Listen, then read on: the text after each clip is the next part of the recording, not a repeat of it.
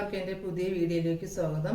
നമ്മൾക്ക് ഇന്നേ ഒരു സവാള തോരൻ ഉണ്ടാക്കിയാലോ. നമ്മൾ തോരൻ ഉണ്ടാക്കാനായിട്ട് ഒരു പാൻ അടുപ്പത്ത് വെച്ച് ചൂടായിട്ടുണ്ട്. അതിലേക്ക് കുറച്ച് വെളിച്ചെണ്ണ ഒഴിച്ചു കൊടുക്കാം.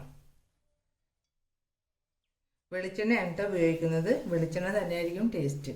പിന്നെ ചൂടായിട്ടുണ്ട്. അതിലേക്ക് ഒരു അര ടീസ്പൂൺ കടുക് ഇട്ട് കൊടുക്കാം.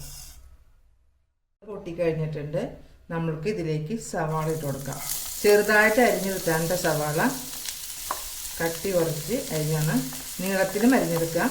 അത് കട്ടി കുറച്ച് അരിഞ്ഞെന്ന് മാത്രമേ ഉള്ളൂ. നന്നായി ഒന്ന് ഇളക്കി കൊടുക്കാം. ഒരു മിനിറ്റ് നന്നായിട്ട് ഇളക്കി കൊടുക്കാം നമുക്ക്.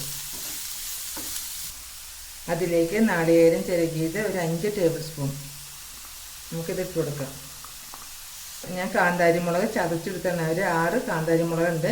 അത് ഞാൻ ചതച്ചെടുത്തതാണ് കേട്ടോ. നിങ്ങൾക്ക് പച്ചമുളക് വളരെ ചെറുതായിട്ട് വട്ടത്തിൽ അരിഞ്ഞിട്ടാൽ മതി. ഇതിലേക്ക് കുറച്ച് വേപ്പില ഇട്ട് കൊടുക്കണം. കുറച്ച് ഉപ്പിട്ട് ഉപ്പ് അവനവൻ്റെ ആവശ്യത്തിന് ഇട്ട് കൊടുക്കണം കേട്ടോ. കുറച്ച് മഞ്ഞൾപ്പൊടി ഇട്ടില്ലെങ്കിലും കുഴപ്പമില്ല കേട്ടോ. നമുക്ക് നന്നായിട്ട് ഇതൊന്ന് ഇളക്കാം. നന്നായി ഇളക്കിയിട്ട് കുറച്ച് നേരം നമുക്കിത് അടച്ചു വെക്കണം.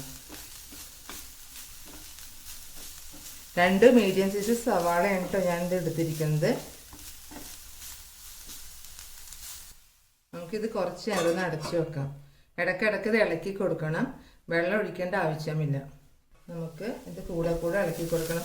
തീ കുറച്ചിട്ടാണ് കേട്ടോ നമ്മളിത് വേവിക്കുന്നത്. തീ കൂട്ടിയിട്ടാൽ കരിഞ്ഞു പോകട്ടെ. നമുക്കൊന്നും കൂടി തുറന്ന് ഇളക്കി നോക്കാം.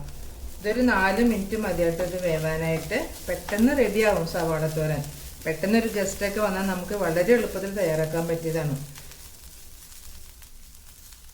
അപ്പം നമ്മുടെ സവാള തോരൻ റെഡി ആയിട്ടുണ്ട്. നിങ്ങളെല്ലാവരും ഇത് ട്രൈ ചെയ്ത് നോക്കണം. മറ്റൊരു വീഡിയോയുമായി ഞാൻ വരുന്നതാണ്. Okay, thank you.